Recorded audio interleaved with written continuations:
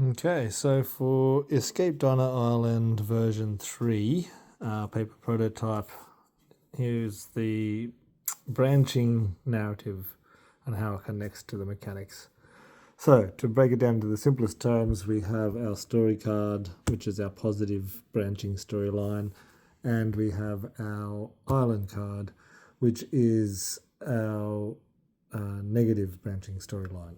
So, as we collect clues through the game by defeating enemies, searching areas, we discover clues which will push us through a positive storyline. The longer we fail to do that, the island will continue to get threats every island turn until its threshold has been met, and then it will push the story forward in a negative way. So that's the negative branching. I've decided to go with a dice drafting instead of a card-based system where your deck building is probably quite intimidating for a lot of onboarding and new players. I think dice is tactile, enjoyable, and makes the turn snappy and fast and fun. And the way that I've decided to do the dice drafting and implement it is through this player board. We have our actions that we can pick from. We have 6 actions. So the action itself to do what the card says, climb a fence, hack a plant, whatever. Take the action check. Gather is to add to your supply, which is in your backpack, which can be upgraded to a day pack, but that's for later. Hide, so we can hide from the dinosaurs. We do hide checks. Fight the dinosaurs or the hostiles. And then scout ahead. Pardon me. Scout ahead is for like looking for, obviously the thematics of scouting ahead. You're either going to get a clue or you're going to get a threat. So you're going to add a clue to the story or you're going to add a threat here. So you're either going to run through the bush and see a dinosaur and add a threat, or find a clue of how to get out. And that's what that's supposed to represent. But also gives player agency each turn to sort of have a 50-50 chance of adding a clue, even if they fail all the other checks, like, defeating a raptor, searching an area, failed, haven't got a clue, let's try and scout. And then healing is obviously another thing as well that needs to be implemented throughout a survival game. So the concept here is we have our crew's morale, which will be set by the first initial roll, our crew's health, and then the clues that we've collected. The initial story needs 6 clues, and the island needs 3, so we've got a small timer. We have a dinosaur engaged with us, and we have vines blocking our way. So we have our weather as well. So our weather card basically is going to dictate a single trigger, but also emulate and simulate, I should say, a unpredictable tropical island weather system. The check dice is the check for the turn. Ignore the roll every turn. That's not part of it anymore. So start our turn. We're going to have our 6 dice that we're rolling. And we as a player are drafting the 3 that we pick. We're obviously going to pick the best 3. So we'll bring those into our little pool. The 3 that are left over is set for the island turn. So we have the highest goes to the weather card. So it's a clear day.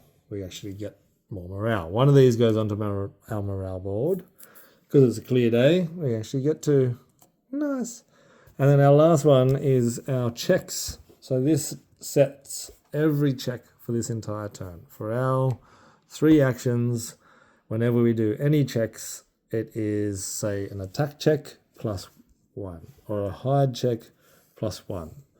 So now we can have the decision to say we've got an opportunity or a window to sort of maximize on checks this turn. Let's try and do something good with it. So we might play an attack, and we'll use our 6 in our attack here. So we're going an attack against 2, 6 against 2, plus 3. We obviously defeat this raptor. So that goes away, and when defeated, we gain 1 clue. So we'll add 1 clue to our little clue token pool down here. For our next action, we'll deal with these vines. We'll go 4 for this action, which is a 4 plus 1. It's a 5. So in this turn, I'm actually going to use one of our morale to buff this up. So now we actually match it, which is still considered a win. So vines are out of the way, and we actually get 2 supply. That's what it says here. When you win, you get 2 supply. So we'll go to 4. So we've still got 1 action here. Let's try and scout. So we basically are just going to succeed with this scout. So we've got 2 clues this turn. Now we are going to be looking into the island turn. So the start of the island turn is they get a threat put on until it hits its threshold. We're fine. We're going to do a supply check. Our supply check is 4. It's stronger than this, so that's fine. We basically just reduce what this is. So this just goes down by 3 to 3. And now we get a event. So we play basically the top card of the island deck, which is supposed to emulate this particular biome of, the jungle where we start. So the ambush card comes out, and that's going to trigger and do such. So just to bring us back on here, that would be the end of the turn. We would re-roll for our action dice and for the weather and for the island and all the above, and try and collect clues. So at the end of our turn, our clues get added to the story beat. As soon as we hit the threshold, we start pushing into a positive. The longer we stay here and fail checks, the more this is going to tick through and have a negative outcome. The difference is the same ending is going to happen. So by the time we get to the Chapter 3 swamp, we get to put the set-aside boat repairs into play, and as we get to Chapter 3 end with the dock and the escape, then it's going to ask us to put the same boat repairs into play. So we are getting to the same ending, but in the negative side, it's going to be a harder journey to get there and probably longer. But also, you've only got 1 turn to try and escape. Whereas on this side, you've got a few turns, and you've probably got a lot more resources and supplies to get through. So as you try and make your way through the island, is going to continuously throw new challenges and threats towards you to deal with as players. Your ultimate goal is to make it through all 3 chapters and escape on the boat with at least 2 of your crew members alive. This will all be explained in a later time. But yeah, the concept is to try and create this feeling of moving from the jungle to the swamp to the long grass, and through the story you're going into the underground lab, through the abandoned facility.